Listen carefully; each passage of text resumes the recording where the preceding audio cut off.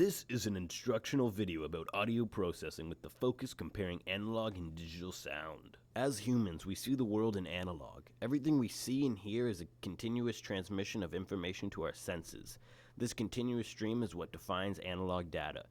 We can look at analog sound as a record player turntable. This is because a turntable reads the bumps and grooves from the record as a continuous signal. Since digital devices read only ones and zeros, they can only approximate an audio or video signal. This means analog data is actually more accurate than digital data. However, digital data can be manipulated easier and preserved better than analog data.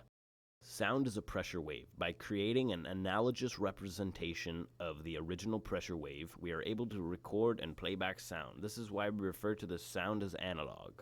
Analog recording is any method of recording in which some characteristics of the recorded signal, such as amplitude or frequency, is continuously varied in a manner analogous to the time variation of the original sound. Recording analog signals is as simple and diverse as copying down the wave patterns from the sound. Early devices used malleable metals like tin, later replaced by vinyl records. More modern alternatives are magnetic tape or digital code. Edward Leon Scott de Martinville created the first analog waveform recorded in 1857. This was called a phonoautograph. It was unable to play back the analog sound, just record it. In 1877, Thomas Edison invented the phonograph. This was capable of recording and playing back analog sounds. His phonograph originally recorded sound into a tinfoil sheet to record and play back the sound. In 1880, several improvements were made, including the use of coated cardboard cylinders and cutting styluses that moved from side to side in a zigzag pattern across the record. A sound wave is a wave of compressions and refractions by which sound is propagated in an elastic medium such as air. Sound is produced by vibrations that are set into motion, radiating waves of compression and travel through things like gases, liquids, and solids. Sound waves move fastest through a solid. Sound waves are represented as a curve moving up and down. The curves moving up and down are known as oscillations. The rate that these oscillations occur within a sound wave is known as frequencies.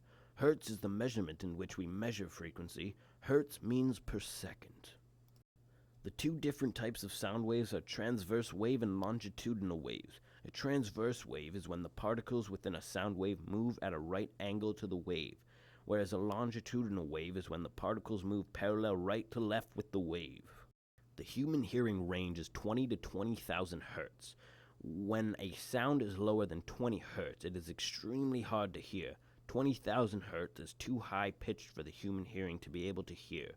This means that if a sound is oscillating above the human hearing range, we will not be able to hear it. Although certain animals may be able to hear it depending on their hearing range. For example, dogs' hearing range is higher than that of a human, so they would be able to hear it, hence why dogs' whistles are set to 22,000 hertz.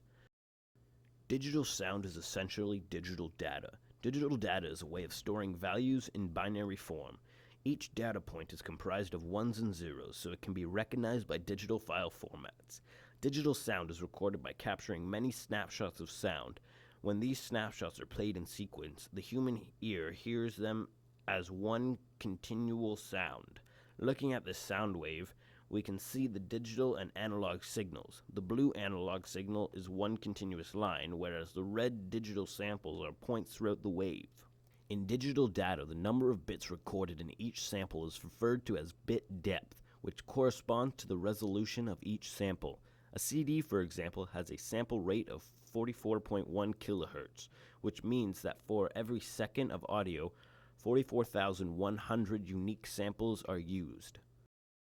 The digital sound recording process works when an analog input picks up an analog sound, which then passes through an analog to digital converter, which then converts the data into binary code.